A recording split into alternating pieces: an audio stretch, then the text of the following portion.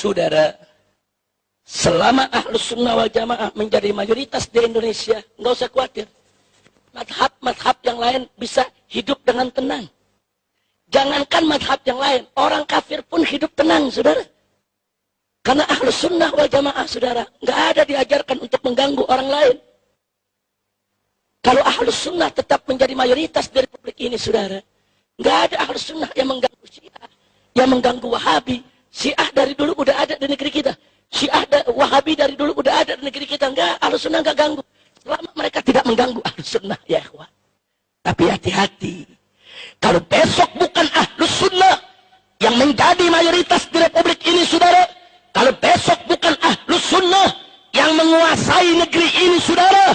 Tidak ada yang bisa menjamin mazhab lain bisa hidup dengan tenang. Termasuk Ahlus Sunnah sekalipun, saudara. Lihat apa yang terjadi di Syria. Bagaimana kelompok-kelompok ekstrem Syiah dan kelompok-kelompok ekstrem Wahabi bertempur, saling bunuh.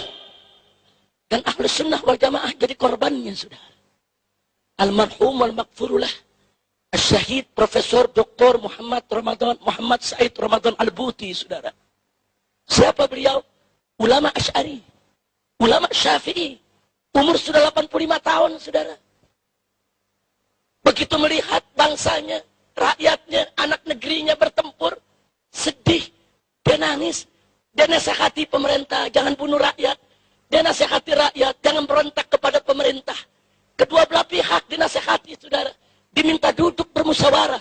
Sebagaimana adat istiadat daripada Ahlus Sunnah wal Jamaah yang selalu menjunjung tinggi musyawarah. Tapi apa yang terjadi, saudara? Menjadi korban fitnah. Yang kelompok Syiah menuduh dia anti Syiah. Yang kelompok Wahabi menuduh dia bela Syiah, saudara. Akhirnya dibom majelisnya, dibunuh. Saat sedang mengajar tafsir Al-Quran. Biadab. Coba lihat, saudara. Makanya tadi saya katakan, kalau besok bukan Ahlus Sunnah lagi yang jadi mayoritas di negeri ini, siapa yang jamin? Siapa yang jamin Anda tidak ditindas, saudara? Sekarang aja belum berkuasa udah berani mengkafir-kafirkan kita.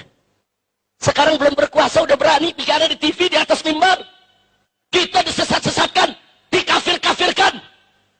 Belum berkuasa saja sudah seenaknya menghina-hina kita. Apalagi berkuasa, saudara. Nah, saya bicara begini, bukan saya memprovokasi Anda untuk memerangi Syiah atau memerangi Wahabi, bukan. Tapi saya memotivasi Anda untuk memperkuat diri, untuk merapatkan barisan, untuk menguatkan benteng kita, Ahlus Sunnah wal Jamaah, saudara. Kalau benteng kita kuat, barisan kita kuat, mau Syiah, mau Wahabi, saudara, mau kelompok-kelompok lain, nggak bisa untuk memporak-porandakan persatuan kita. Tapi kalau besok mereka menjadi mayoritas, hati-hati. Lihat yang terjadi di Syria. Lihat yang terjadi di Irak, saudara. Lihat yang terjadi di Yaman saat ini, saudara. Yang jadi korban Ahlus Sunnah wal Jamaah. Ma'had-ma'had Ahlus Sunnah dibom. Rubat-rubat Ahlus Sunnah dibom. Saat ini 4.000 pelajar Ahlus Sunnah wal Jamaah yang selama ini sedang tekun belajar di Yaman. Madhab Syafi'i yang mereka pelajari, Asy'ari yang mereka pelajari. Begitu Yaman diobok-obok, diporak-poranda, bubar, pulang semua ke negerinya, saudara. Siapa yang terlibat? Yang terlibat Syiah yang ekstrem, Wahabi yang ekstrem, saudara. Ini ekstremitas, saudara, berbahaya. Mau di kalangan Syiah ke, mau di kalangan Wahabi ke, kalau sudah ekstrem, sangat-sangat membahayakan persatuan Islam. Maka itu, saudara, sekali lagi sebelum saya akhiri, kehadiran saya di sini bukan untuk memprovokasi Anda semua atau memprovokasi saudara-saudara saya dari kalangan NU atau dari kalangan seluruh Ahlus Sunnah wal Jamaah agar memusuhi Syiah, memusuhi Wahabi, membantai, membunuh mereka. Bukan itu, saudara. Tapi saya memotivasi Anda untuk memperkuat diri. Memperkuat diri. Satu informasi yang saya mau sampaikan kepada Anda, saudara.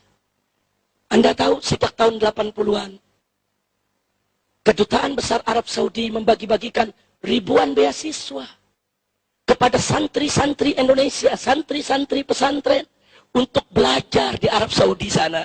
Saya termasuk salah satu yang mendapatkan beasiswa. Saya belajar di King Saud University.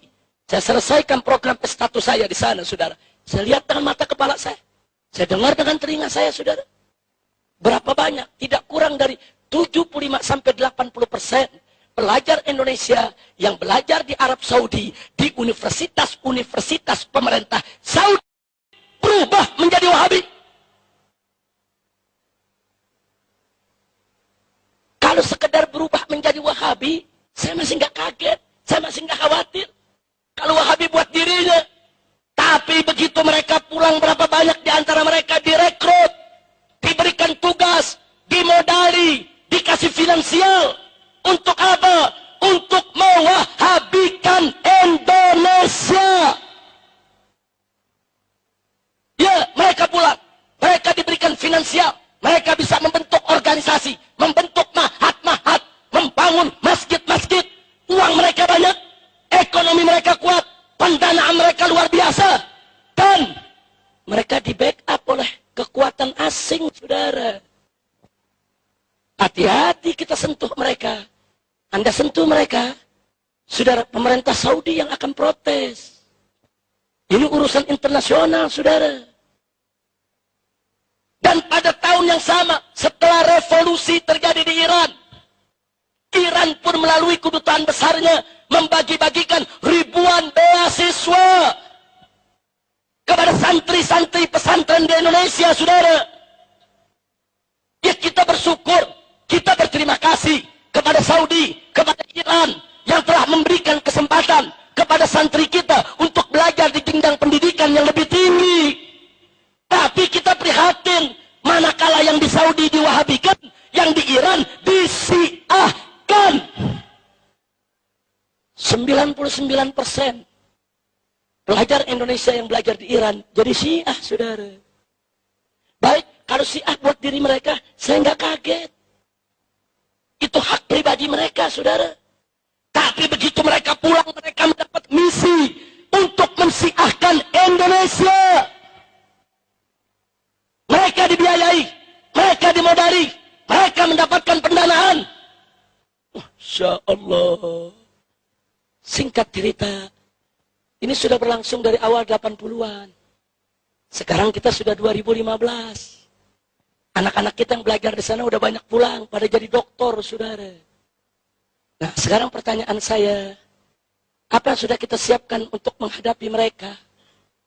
Besok, 1001 dokter Wahabi pulang ke Indonesia. Besok, 1001 dokter Syiah pulang ke Indonesia.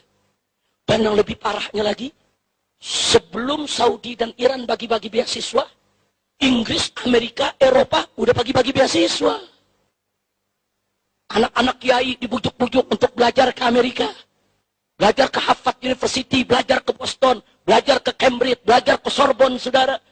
Didoktrin dengan paham-paham liberal, dengan pluralisme, sekularisme, materialisme, saudara. Segala macam pahaman-pahaman yang bukan paham Ahlus Sunnah wal Jamaah.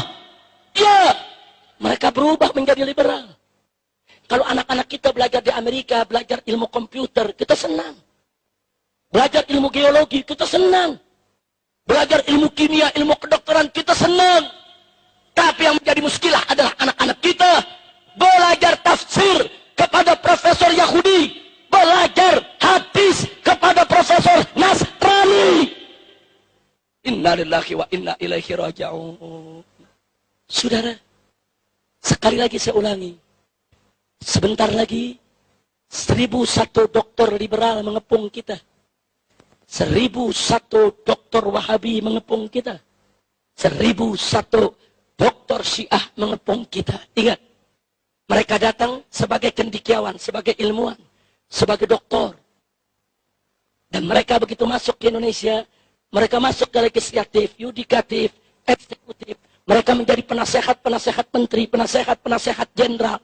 Jadi jangan kaget. Kalau kurikulum Wahabi udah masuk ke sekolah-sekolah kita, saudara. Masuk kurikulum-kurikulum Wahabi ke pesantren-pesantren, saudara. tanpa disadari. Nah, saudara, mereka masuk ke partai, besok ada yang jadi menteri, ada yang jadi pejabat, mengambil kebijakan,